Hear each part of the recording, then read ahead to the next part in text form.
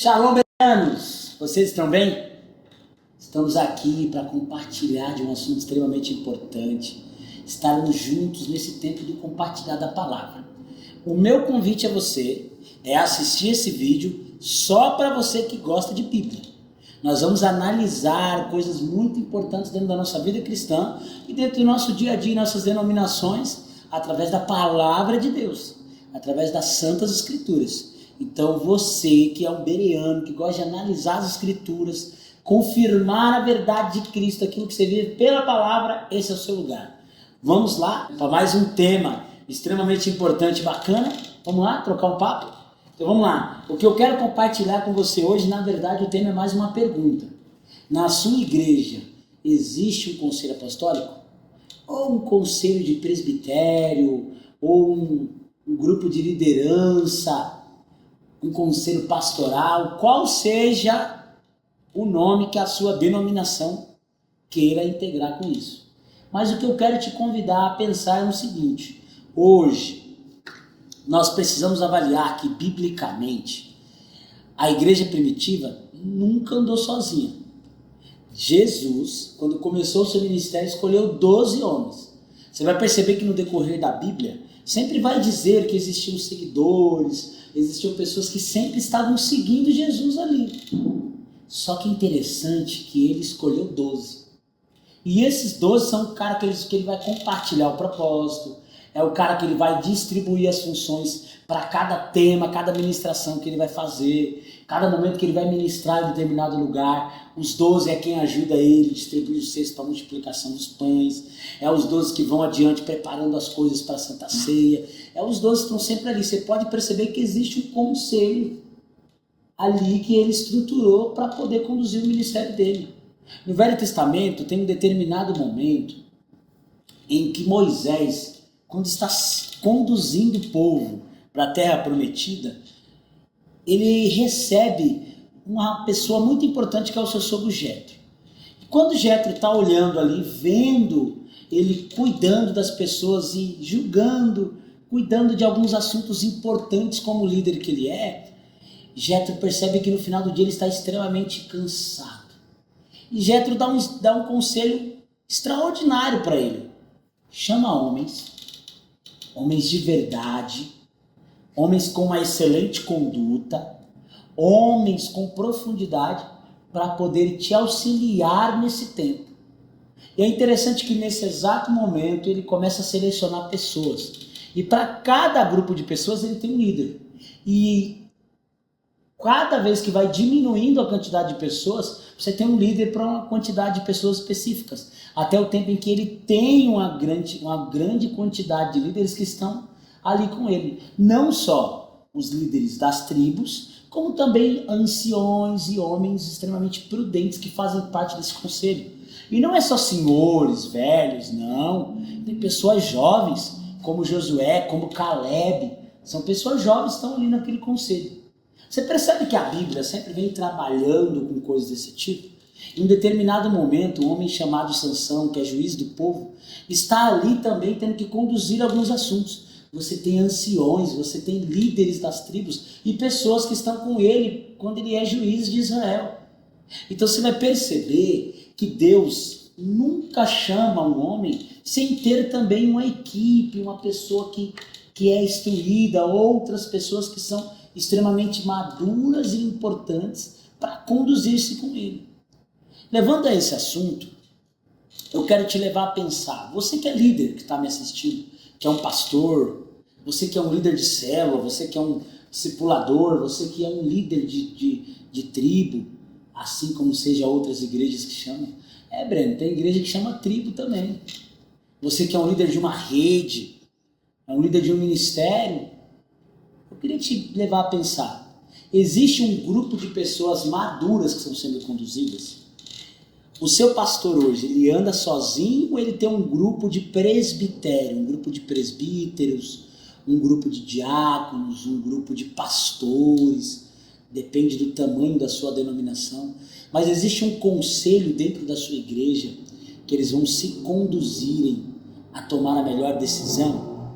Ou o seu pastor lidera sozinho? O seu bispo lidera sozinho? o apóstolo da sua igreja lidera sozinho. E eu não estou falando de um grupo de pessoas que sentam ali no púlpito, que estão ali ao redor e simplesmente fazem parte do culto. Estou falando de um grupo de pessoas que vão tomar as decisões juntas, que vão conversar, que vão orar, que vão ter a decisão em conjunto. E eu vou te apresentar, biblicamente, algumas passagens, assim como eu te mostrei outras aqui. Eu vou te mostrar biblicamente que a igreja primitiva foi conduzida por um grupo de pessoas.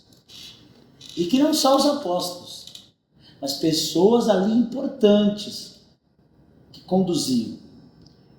Atos, capítulo 15, versículo 1. Olha o que vai dizer. Chegaram em Antioquia da Judéia alguns homens e começaram a ensinar alguns irmãos. A menos que sejam circuncidados conforme exige a lei de Moisés, vocês não poderão ser salvos. Paulo e Barnabé discordaram deles e discutiram energicamente. Por fim, a igreja decidiu enviar Paulo e Barnabé a Jerusalém, acompanhados de alguns irmãos de Antioquia, para tratar destas questões com os apóstolos e presbíteros. A igreja, portanto, enviou seus representantes a Jerusalém. Você está observando isso? A igreja, no entanto, enviou seus representantes a Jerusalém. No caminho, eles pararam na Fenícia e em Samaria para visitar os irmãos e constataram que os gentios também estavam sendo convertidos, o que muito alegrou a todos. Quando chegaram a Jerusalém, foram bem recebidos pela igreja, pelos apóstolos e presbíteros, e relataram tudo que Deus havia feito por intermédio deles. Contudo, alguns dos irmãos que pertenciam à seita dos fariseus se levantaram e disseram: é necessário que os circuncidados aqui guardem a lei de Moisés. Os apóstolos e presbíteros se reuniram para decidir a questão.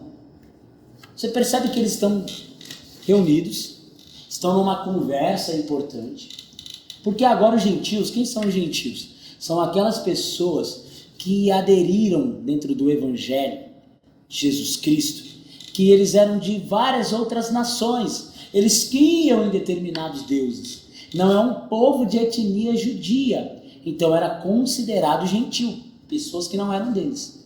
Essas pessoas estão se convertendo muito, pessoas que não são da nação judaica, gregos, assim como em Antioquia, pessoas que são de outros países estão se convertendo. Só que tem um problema, existem algumas tradições a serem cumpridas.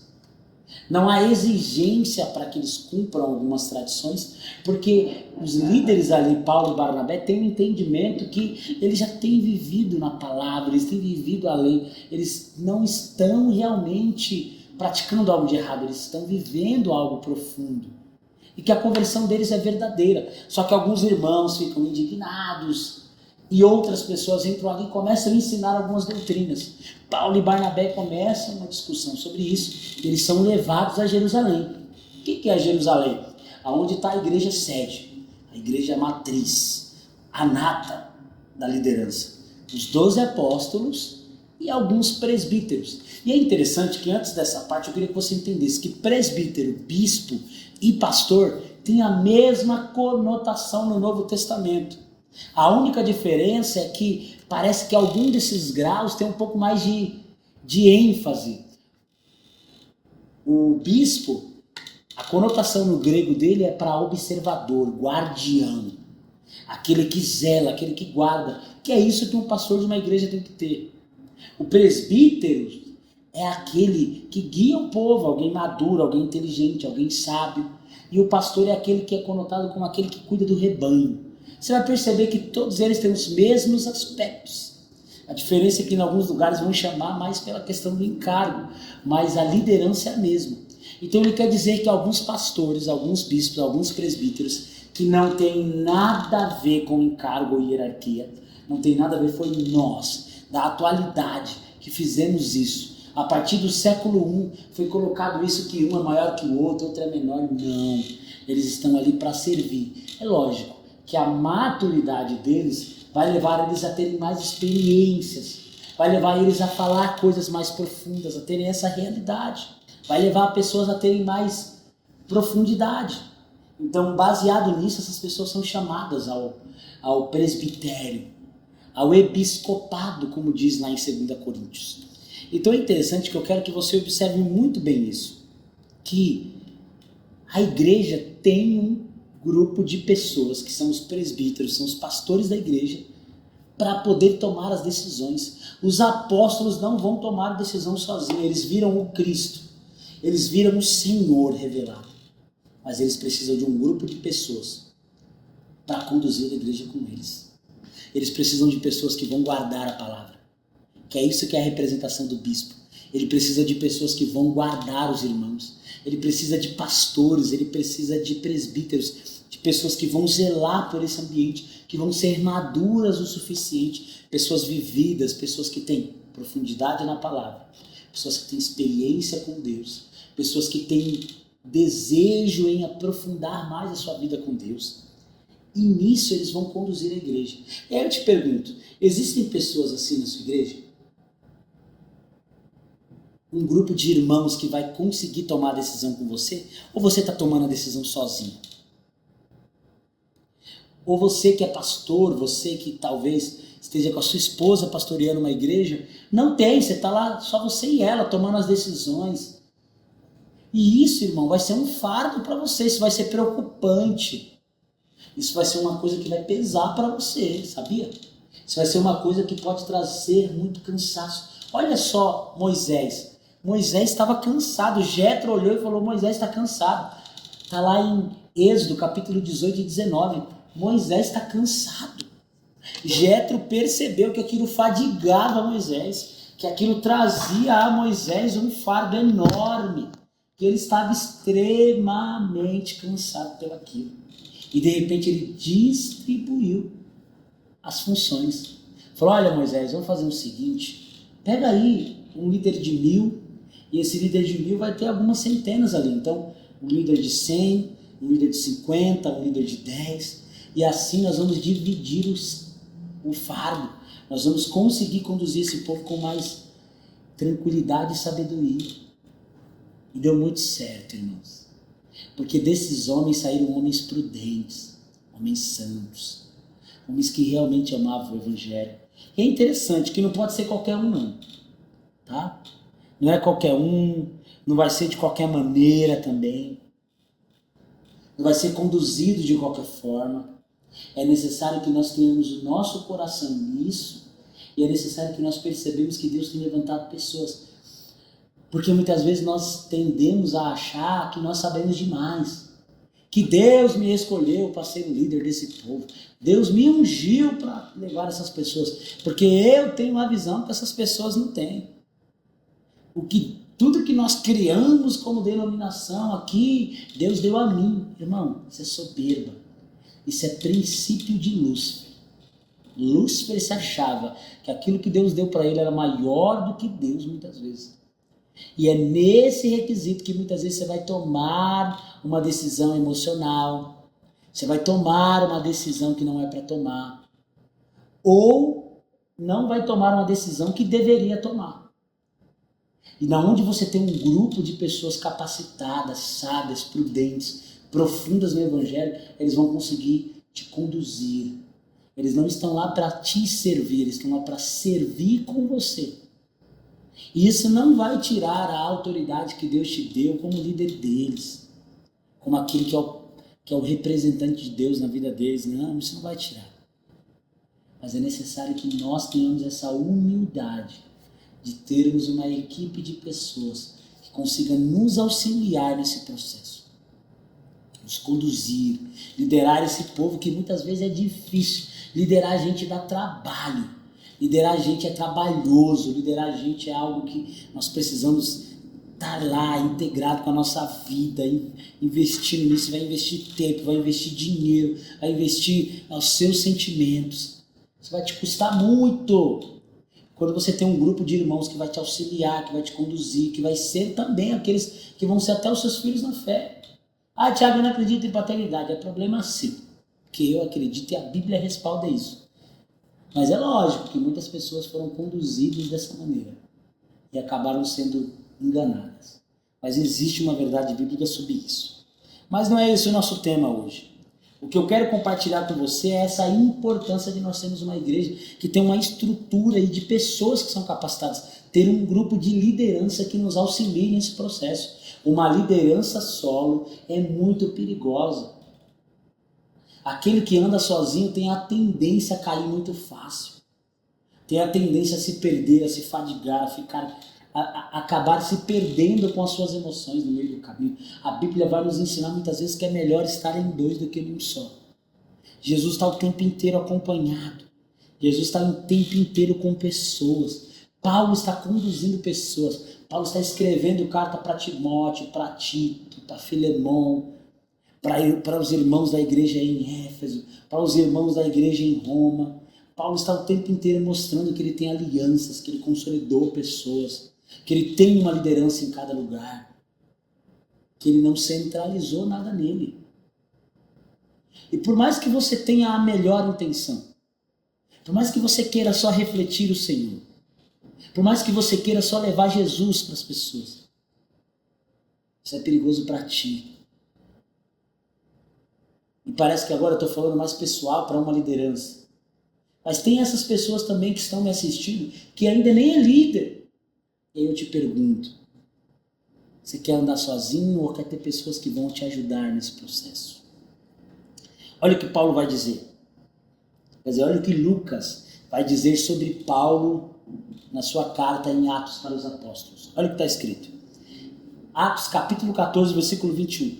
Depois de terem anunciado as boas novas em Derbe e terem feito muitos discípulos, Paulo e Barnabé voltaram para a cidade de Listra e a de Icônio e a de Antioquia da Psídia, onde fortaleceram os discípulos. Eles os encorajaram a permanecer na fé, lembrando-os de que é necessário passar por muitos sofrimentos até entrar no reino de Deus. Paulo e Barnabé também escolheram presbíteros em cada igreja. Ele escolheu presbíteros e com orações e jejuns os entregaram aos cuidados do Senhor. E quem havia crido não viajaram, então viajaram de volta para a Psídia. Você percebe que Paulo e Barnabé, antes dele sair de cada igreja, ele consolida um presbitério. Ele não fala que ele considerou um presbítero, ele chamou os presbíteros. Uma outra passagem bem interessante é que quando Paulo está falando com Timóteo, ele fala: a unção que você tem, o chamado pastoral que você tem, é porque os presbíteros colocaram a mão em você. Você percebe que o pastor está ali como frente da igreja, como aquele que está representando a igreja ali, como a voz que vai ministrar a palavra de Deus ali para a igreja, como uma voz profética, como uma voz sacerdotal ali para aquela igreja. Mas na igreja primitiva fala que alguns pastores foram levantados porque os presbíteros estavam lá. Pode parecer que a função pastoral vai estar acima desses homens, mas são esses homens que vão consolidar e vão avaliar aquele que deve ser reconhecido como pastor. Porque eu não sei se te contaram, mas eu aprendi uma coisa muito boa. Eu acho que isso é muito bíblico e verdadeiro. Tem muitas pessoas que têm chamados para ser mestre, pastor, apóstolo, profeta, evangelista. Só que quem levanta essas pessoas é Deus. Mas quem reconhece é a igreja. As pessoas vão receber a unção de Deus através da sua vida, as pessoas vão ser ministradas por Deus através da sua vida, as pessoas vão ser consolidadas e discipuladas por ti. Mas é interessante que elas também vão receber a testificação do que Deus está te entregando. Então não desconsidere, não acha que você tem a capacidade suficiente sobre isso. O que nós estamos fazendo aqui hoje é te dar um conselho para que você não sofra de maneira solidária, mas para que você desempenhe um ministério que é aquilo que Cristo quer para a tua vida como igreja. Então toda igreja bem consolidada, ela precisa ter um presbitério. Toda igreja bem consolidada, ela precisa ter um grupo pastoral, de liderança, qual seja o nome que você tem na sua denominação, mas um conselho de pessoas que você vai tomar as decisões com ela, É necessário, tem muitas igrejas que fazem reunião semanal, tem muitas igrejas que fazem reunião mensal, ou quinzenal, ou reunião semestral. Mas tem igrejas que os pastores sobrecarregam, não se reúnem, ficam 1 ano, 8 meses sem se reunir com os seus membros, e de repente só recebemos a agenda. Meu Deus, olha o tanto de coisa. Por favor, para a saúde do teu ministério, para a tua saúde ministerial, consolide irmãos. Biblicamente falando, isso é muito viável. Isso conduziu a igreja primitiva, isso conduziu os homens de Deus, isso levou pessoas a terem êxito no teu ministério. Uma outra passagem bíblica sobre um conselho mal estruturado, sobre homens mal intencionados, é a passagem de Reis, onde fala que o filho de Salomão, o rei Roboão, chamou alguns conselhos de jovens para o seu conselho ali. Pediu algum conselho de jovem e descartou ouvir os anciões. As pessoas vividas, as pessoas que estavam caminhando na palavra há muito tempo. E sabe o que ele fez? Ele tomou o conselho dessas pessoas, aumentou o imposto naquela cidade. Ele perdeu 10 tribos. Você tem noção como que um conselho mal estruturado também pode destruir? Mas existia um conselho que levou Saul a se tornar rei, um conselho que levou Davi a permanecer como rei, um conselho que levou Salomão a ser estruturado como rei. E Salomão é um grande exemplo de alguém que, quando parou de ouvir os conselhos dos sábios, dos homens de Deus, ele começou a ser conduzido pela sua própria sabedoria, conduziu-se errado. Então hoje o que nós queremos compartilhar com você, o que eu quero que você tenha dentro do seu coração é: nós precisamos ser uma igreja estruturada segundo a palavra de Deus. E segundo a palavra de Deus, nós precisamos ter algumas estruturas que a palavra de Deus nos aponta. Tiago, isso é uma verdade universal, mas isso é uma verdade bíblica. Tiago, a minha igreja sempre foi conduzida bem, sem um conselho, sem um grupo de lideranças. Tem certeza? Já parou para sentar com os seus membros e conversar com eles? Tiago, mas aqui nós não temos presbítero. Eu acredito que existem grandes diáconos bem consolidados, com profundidade com Deus. Existem discipuladores, existem líderes muito bons. São sábios, são prudentes. São aqueles que Deus separou, aqueles que Deus escolheu, aqueles que Deus tem falado. E eu tenho certeza que se você for olhar e conhecer o coração dos irmãos, eles vão poder dizer para você. Porque é necessário que homens como Natan estejam na nossa vida, irmão. Quando Davi pecou, e só Deus sabia, Deus revelou a Natan e ele foi lá e falou: Davi, você pecou. Deus me revelou que você pecou e você precisa mudar isso. Então nós precisamos de pessoas que, quando nós estamos caminhando para longe de Deus, eles falam: epa, eis que assim diz o Senhor, eu estou contigo. E Natan caminhou com Davi muito tempo. Então, rapidamente eu quero entregar essa ideia para você, essa conversa para você, biblicamente falando. A igreja primitiva foi conduzida por um conselho. Hoje nós só temos uma palavra, uma profissão de fé. Nós temos a palavra de Deus bem organizada por conta do concílio de Nicéia. No ano 300, depois de Cristo. Que ali eles se reuniram, começaram a perceber que as pessoas estavam sendo conduzidas de maneira errada. E sábios, homens inteligentes, começaram a concatenar a palavra. Então eu quero te convidar, irmão. Talvez você consiga perceber que a sua igreja está saindo da estrutura. Talvez você consiga perceber que tem coisas lá que não estão sendo bíblicas, que não estão sendo... É necessário que um conselho se reúna. É necessário que homens sábios conduzam. Porque o rebanho é grande. E nós precisamos dessas pessoas. Então, se esse conselho serve para você, se isso faz sentido na sua vida, se realmente dá para fazer isso, não é tarde, irmão, para começar a fazer o certo. Quero te convidar a você receber esse vídeo na sua vida.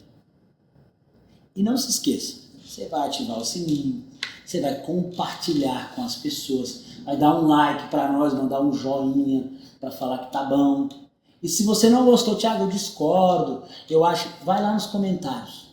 Fala com a gente, compartilha com a gente. A gente também está nas redes sociais do Instagram, a gente também está no TikTok. Chega lá, compartilha com a gente, faz esse vídeo progredir, avançar, para que o YouTube reconheça que nós temos um potencial de aumentar cada vez mais e ele nos ajude também.